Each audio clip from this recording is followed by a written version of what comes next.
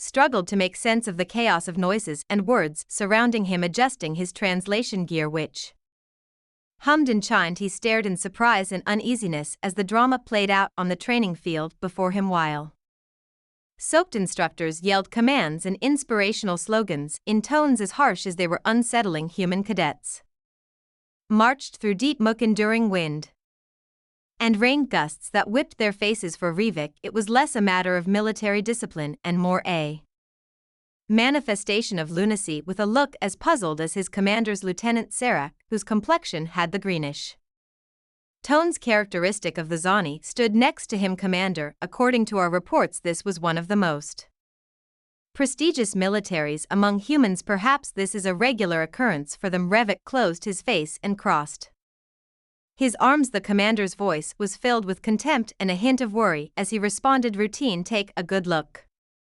at them, Sarek. This isn't training, it's torture. The Zani, a civilization known for their strategic approach, trained their forces in controlled environments and sophisticated simulations, so this kind of exposure to extreme conditions seemed completely unnecessary to a mind as rational as Rivik, which expected a visit focused on tactical dialogues and strategic discussions. Welcome to Westridge Academy. I'm Major Henley and I'll be your guide today. A human officer, soaked from the rain but wearing an odd, almost contented smile, walked up to shake hands with the alien commander, who paused for a moment before accepting the strange gesture. Major Henley, can you explain what exactly these cadets are enduring? The major laughed and the sound reverberated throughout the muddy field.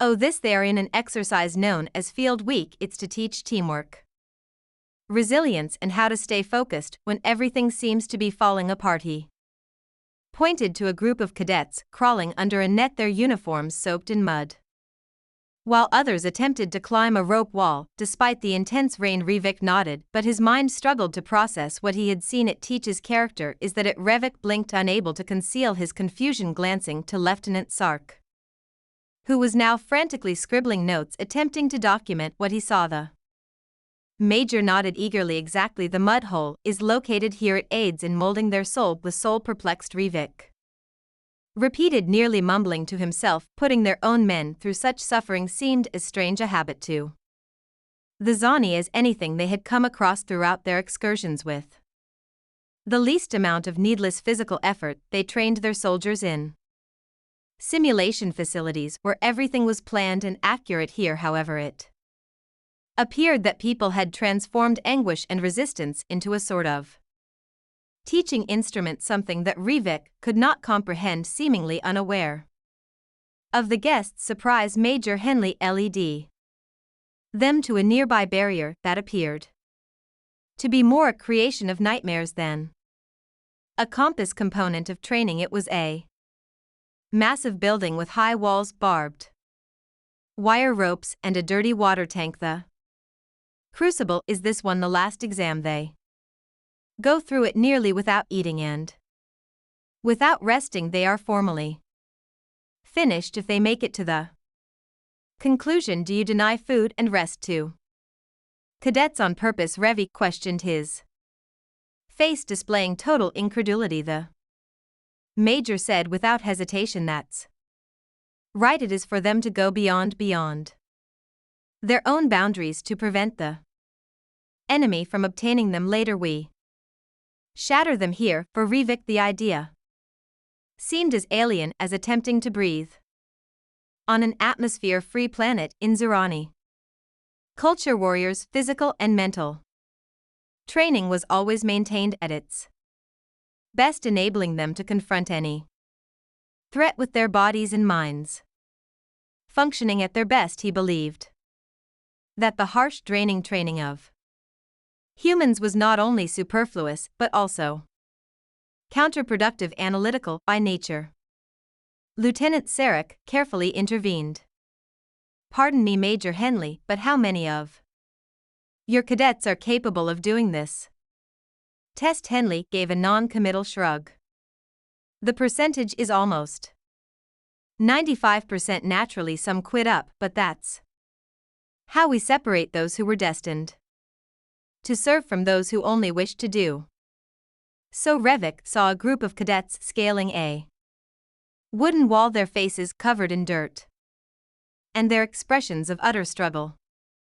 And the response did little to soothe his uneasiness, but there was more a resolute light in his eyes that the commander had never seen before. Adversity seemed to provide these people with a sense of fulfillment that defied rationality. Henley kept walking till they reached a tree-lined area. The cadets, there some carrying just ropes and knives, were engaged in even more primitive tasks with the same peculiar zeal. Henley declared now we're in the survival sector, they must construct shelter and spend the night here with these necessities. Revik stepped back, clearly scared. You use only a knife to send them into the forest. Henley gave a pleased nod. It teaches flexibility. The finest instructor is nature. Looking around, Revik whispered, teacher, this is unlike anything the Zani forces will ever encounter. In times of need, people relied on technology and specialized resources rather than rudimentary abilities like making shelters by hand. For Rick, what was forming was a totally different and very disturbing approach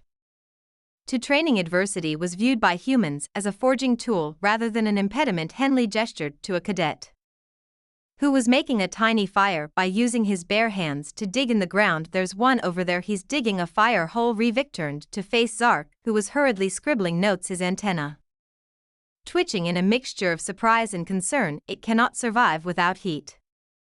After that visit, Revik started to realize something fundamental and unsettling about people. They were notable not just for their tactics or technology, but also for their singular capacity to accept hardship and view it as a source of strength. How do they stand this? Revik mumbled almost to himself as he rubbed his temples. Henley grinned widely. Easy, he said. They agree to it, taking in the human cadets, once again soaked, worn out, and yet nonetheless remarkably vigilant. Commander Revik swallowed hard as the visit progressed. The sense of unease grew. What might be expected of humans in a genuine combat scenario, if this was their baseline level of preparation? As they proceeded, still led by Major Henley's enthusiasm, which appeared to grow as they arrived at a new section of the institution, Rick's face twisted between surprise and adoration. Strange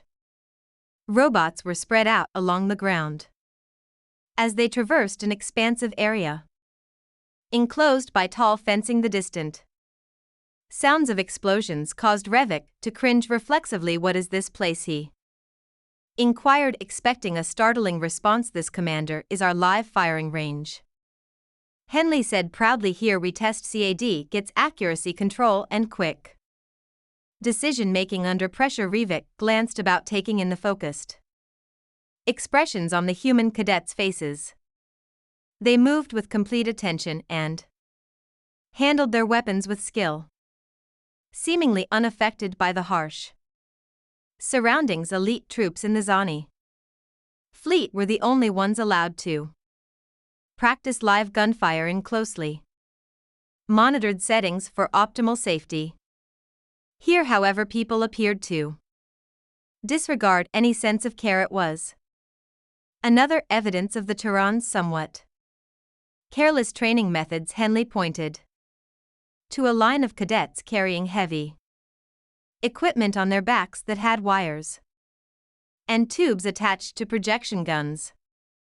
Watch, he urged. They moved quickly forward at the sound of a whistle, dodging obstructions and shooting at moving targets. Henley said, these are our tactical exercises with satisfaction. Cadets need to hit all targets accurately while avoiding simulated enemy fire. Keep them on their toes. Revik gazed in fascination and horror. The cadets moved with ease and at an impressively synchronized speed that seemed dangerous, and teacher quickly had one of them repeat the activity. If he slipped or missed a goal, failure was not an option. Lieutenant Sarek muttered, they're hard on their own. His antenna quivering with anxiety. Revik looked at the young cadets and nodded, saying, failure here seems to have no mercy, and yet they continue without hesitation, without question. As they continued Walking there was a tremendous explosion that reverberated close by, followed by a cloud of smoke that caused Rivik to cover his head and squat out of reflex. Sarek beside him stumbled to stay upright, alarmed. The alien commander turned and saw a squad of cadets huddled over a trench, fiddling with tiny sparking gadgets. Calm down, Commander, Henley said. Just a little practice with grenades. Rivik got to his feet, his heart pounding. Henley said, of course, without blinking. Grenades? Do you deliver real explosives for these young people to train on? The reasoning was perplexing, yet it had an odd consistency that Rivik was hesitant to embrace. If you don't learn to manipulate them now, how will you be able to use them safely on the battlefield? Handle in explosives was a talent learned through simulations and only available to specialist forces in the Zani fleet, but as if it were a regular drill, human cadets there tossed live explosives into trenches with a tense tone. Revik questioned why take such a risk, with a steady gaze and an unexpected hint of seriousness in his eyes. Henley said, there are certainly safer methods. There is nothing safe in war, Commander. The sooner they learn this, the better. It's not about avoiding danger, it's about mastering it. Revik could sense the weight of that concept. As the words lingered in the air, the Zani saw battle as a game of technology strategy, and avoiding cruelty. Humans, however, perceived it as something that flourished in chaos, a talent that could be honed by exposure to it. As they proceeded, the gang passed through many bunkers where cadets were practicing hand-to-hand fighting. The severity of their strikes twisted Rick's stomach as he stared in horror. It was a real battle, with fierce elbows, knees, and punches exchanged. It wasn't a simulation. Only when a cadet was on the verge of collapsing did instructors step in and encourage him to get back up and carry on. Unable to control his surprise, Rivik cried out, you call this training? These cadets are destroying each other. Henley said with composure, exactly, Commander, because the enemy will do the same. If they can't handle a colleague, they won't be ready to face real combat. Rivik was stunned at the response. Sark stood beside him hurriedly taking notes, his hands quivering with interest and horror. As Henley led them to the final phase of the tour, the commander inhaled deeply. Attempting to gather his thoughts, they came to a big structure with sturdy doors. Henley replied, I saved the best for last, and as he opened the door he saw a shadowy chamber with odd capsules along the walls. Rivik was uncomfortable with the cadets' determined attitudes as they settled into their capsules. Then he hesitantly questioned, what is this place? Henley went around to one of the capsules and gave it a little pat. Virtual combat training here. We pushed them to the limit without actually sending them to the front. Rivik sighed with relief. At last, something more in line with the Zani military doctrine. Additionally, virtual simulations played a crucial role in their instruction. He did, however, notice a significant change when he saw the capsules light up and heard the muffled noises of war coming from the walls. Cadets were engaged in more than simply strategy drills and scenario analysis. They fought as though their lives depended on it, yelling and barking commands at one another. Henley said they experience every aspect of battle. Observing Rick's bewildered look, pain, exhaustion, fear, we make it as real as possible. Rick's legs grew weaker. Even his simulations were intended to test the limits of cadets' sanity. There was no haven, no place to call home. Long before they encountered a genuine opponent, humans were exposed to the terrible realities of combat, which were etched into their bodies and brains. Henley's eyes gleamed curiously as he gazed at Rivik. Rivik gulped and turned back to the cadets in the pods. It's something, isn't it? Most people don't understand what it means to be a soldier here until they see it with their own eyes. Even though it was only training, he was still in shock at what he had already seen. What was said about the people that came out of this process, molded by a furnace of cruelty and defiance. When Rick finally answered, I think I'm starting to Understand, Major voice cracked, but I don't know if I can accept it completely. In Die it was hard for Commander Rivik to believe he had not yet seen everything.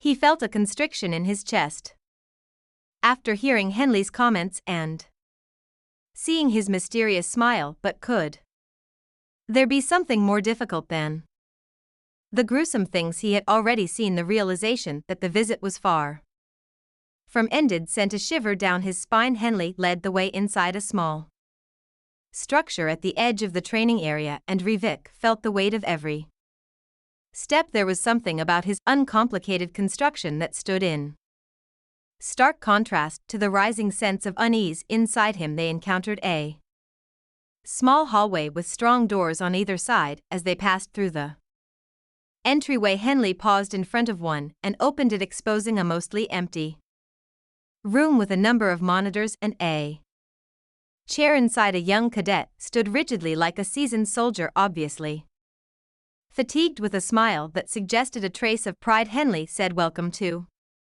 the stress testing chamber." "Stress tests?" Rivik inquired in a nervous tone. Henley nodded as he turned to face the cadet. As the room's lights went down, the young guy sat down and strapped himself into the chair without hesitation. "Cadet Initiate Scenario Level 6." The displays before him sprang to life, displaying the utter disorder of a battlefield. Speechless, Rivik observed as the cadet's voice strained under pressure as he attempted to coordinate activities. The young man was clearly intended to be totally overwhelmed by the practice. Every move seemed to have nearly instantaneous repercussions. Enemies sprang on all sides and unforeseen issues emerged every second. With obvious delight in his voice, Henley remarked, "This exercise bombards the cadets with multiple simultaneous crises. Here we make them make tough choices and exercise rational thought when their natural reaction is to panic." As the cadet battled to keep control of the situation, Rivik saw the perspiration appear on his brow. His hands were coordinating instructions and his eyes were furiously monitoring the displays. Henley went on. "Level 6 is unforgiving."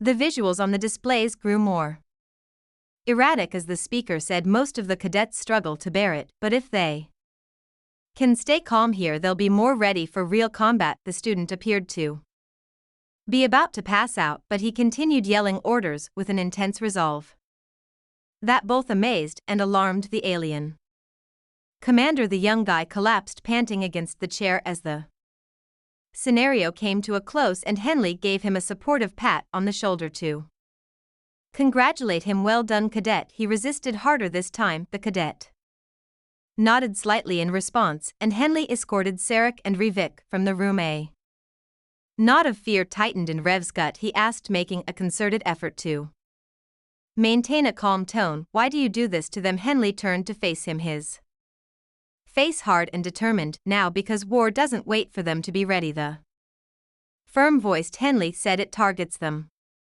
when they are most exposed. We train in this manner to prevent them from breaking in the battlefield." Henley's expression prevented Rivik from arguing against that cruel and terrible worldview. There he saw a harsh reality that he was reluctant to face. Humans trained their troops to confront and control hardship rather than to escape it. They left the building in thoughtful quiet as the knowledge struck him like a blow. The sound of cadets continued to reverberate from the training fields outside. Rick's outfit was penetrated by the chilly rain that stared Ed to pour again. Regardless of the weather, he saw the cadets going about their activities. They moved in a way that was both inspirational and horrifying. "See, Commander," Henley interrupted Rivik while he was thinking, "this institution teaches more than simply fighting techniques.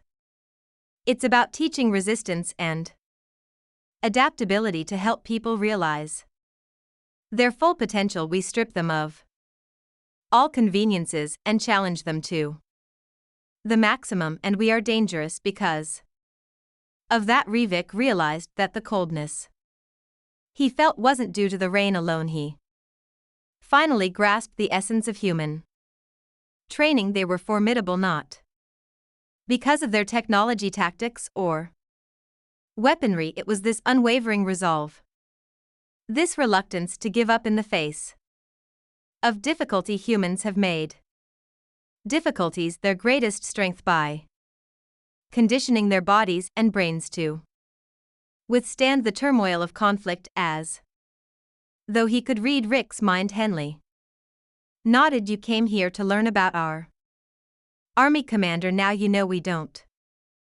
just prepare our soldiers to face the enemy, we prepare them to face everything. Every fear, every pain, every obstacle, and that's why when it comes to time our enemies hesitate. With a gulp, Rivik looked over the academy grounds. It was more than just a training facility. Young males were shaped into iron-wielded warrior. In a forge he had a moment of real terror for the first time. The Zani had a strong navy. Your tactics are flawless. However, they possessed nothing at all like that. He looked at Sarek, who had wide eyes and quivering antennae, calmly. We've seen enough, Revik stated. Sarek nodded and hurriedly typed orders into his tablet, saying, "Prepare our departure." Rick looked back at Henley, making one final eye contact. He acknowledged, "Today you showed us a lot, Major," in a respectful tone. "I understand now why humans are feared on the battlefield." Henley grinned, but not with a sense of victory. "Fear is not our goal, Commander. It is merely a consequence of what we are willing to do to ensure victory." Rivik waved discreetly and left, making his way to the hangar where the spacecraft was waiting for them. He had a final glance at the school as he boarded its massive training grounds, engulfed in rain mist and its towering walls. He would never forget the picture as a chilling reminder of what he had seen. Rivik was certain that the Zakani High Council would not disregard his report when the ship sailed away. The cosmos will soon realize the consequences of their underestimation of these humans, individuals who trained not just to live but also to rule.